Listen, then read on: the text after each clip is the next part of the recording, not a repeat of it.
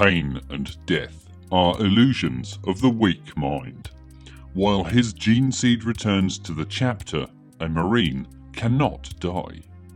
Without death, pain loses its relevance. He that may still fight, heal him. He that may fight no more, give him peace. He that is dead, take from him the chapter's due. Attributed to Master of the Apothecarian, Aslan Mar. In this video, we're checking out medics from the Rogue Trader era. Scifiwargamers. Greetings, hobby fans. My name's Marcel, and it's my mission to help you explore the hobby. So, medics back in the 80s or the Rogue Trader era were a very popular mainstay of your Imperial army. Medics were present in most Imperial armies of the era. The Space Marines, the Imperial Army, not the Imperial Guard, and squats. Remember those guys? Anyway, they all had access to medics, and they all had miniatures. Anyway, let's jump in and check them out. Warhammer 40,000 Rogue Trader. Medics. All Marines pick up a certain amount of medical knowledge during the course of their initiation into the chapter, but only those who show an aptitude for such knowledge are chosen to study the sacred rites with the chapter's surgeons.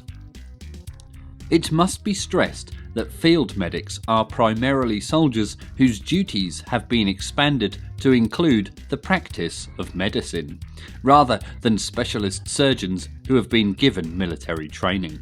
Such individuals are first and foremost warriors, and greatly honoured ones at that.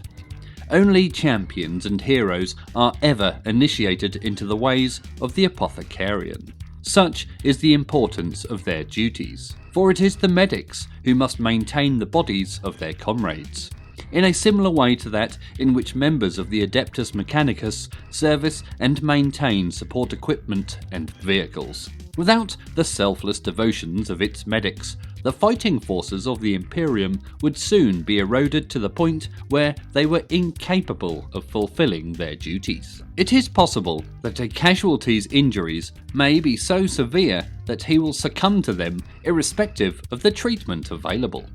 In these cases, the medic has the solemn duty of administering the Emperor's peace, euthanasia, to those warriors who deserve it.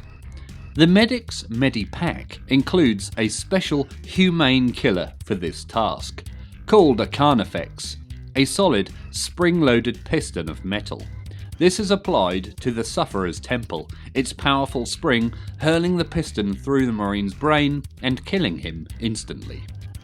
Any Marine suffering from a critical head or body wound may be dispatched in this way if the medic wishes. Only the medic on the spot can judge whether a Marine is going to survive his wounds. Another vitally important duty which the medic must perform is the recovery of Progenoid glands from fallen battle brothers.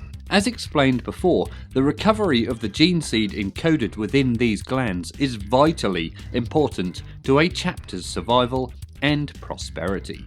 Progenoids may be recovered at the same time that the carnifex is used. Medics in the Imperial Army are no less honoured than their Marine counterparts.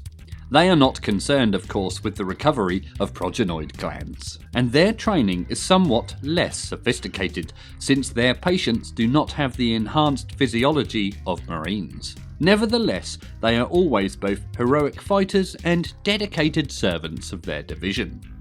In recognition of the value of their services, army medics are often seconded to the administratum after 20 years of service. In addition to their medical duties, all medics participate fully in combat, fighting to the best of their considerable abilities. They always operate as independent characters and never attach themselves to squads. Space Marine medics are often armed with chainswords and bolt guns, or pistols, while those in the army usually carry las pistols and chainswords. This is in addition to the standard equipment carried by the rest of the force with which they fight. All medics carry a standard medipack to allow them to perform the rites of diagnosis and to administer drugs such as Frenzon, etc. To increase their mobility, medics are often equipped with jump packs or mounted on bikes. Additionally, the ubiquitous Rhino AFV is commonly fitted out as a mobile field medical station where more severe wounds may be treated. Such vehicles are of course clearly marked with the imperial medical symbol. Regulation battle dress for marine medics is all white, apart from the helmet, which retains appropriate chapter colours, and the right shoulder pad bears the medical symbol. Some chapters, however, use variations on this theme. For example, Iron Hand medics wear the normal chapter colours apart from the right arm, shoulder and medipack. There are some other examples shown in this video. Medipacks can administer medical aid. Medical aid of this kind can only be properly administered by a medic. Note also that only Space Marine medics can treat Marines, and only Squat medics can treat Squats. Marine Progenoid recovery. Every Space Marine carries 2 implants, called Progenoids, buried deep within his chest cavity.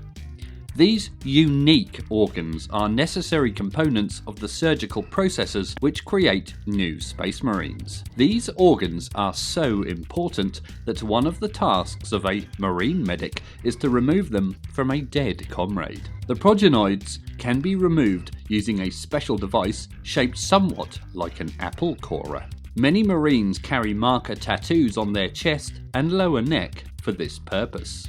So there you go, the original origins of the medics. What did you think of the old medics? Do you prefer the term medic or apothecary? Do you like the way they're all kind of the same theme, just spread over 3 different factions? Nowadays, the medics are apothecaries, and Imperial Guard have what? What do Imperial Guard have now? Do they still have medics? Do they even call them medics? And obviously Squats do not have medics, because Squats still don't exist. Well, they do exist.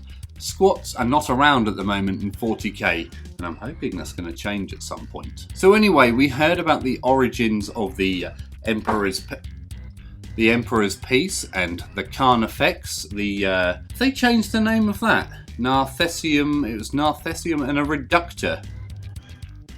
Yeah, the new name is Narthesium and Reductor, isn't it, for an apothecary, and back then they called it the Carnifex. Or was it a separate implement? I'm actually confused now, and I'm going to need some of you guys to clarify that. Was the Carnifex just the bolt which fired out to grant the Emperor's Peace, or was the Carnifex the whole unit which comprised of the Narthesium and Reductor? If you enjoy the content on this channel, then please consider joining the Patreon, the link to which is in the description below. If you want to see some more Oldhammer videos, and I know you do, then check out the playlist up here somewhere. Please don't forget to like and subscribe. That means you, Stephen. And as always, thank you very much for watching, and always remember to drill your barrels.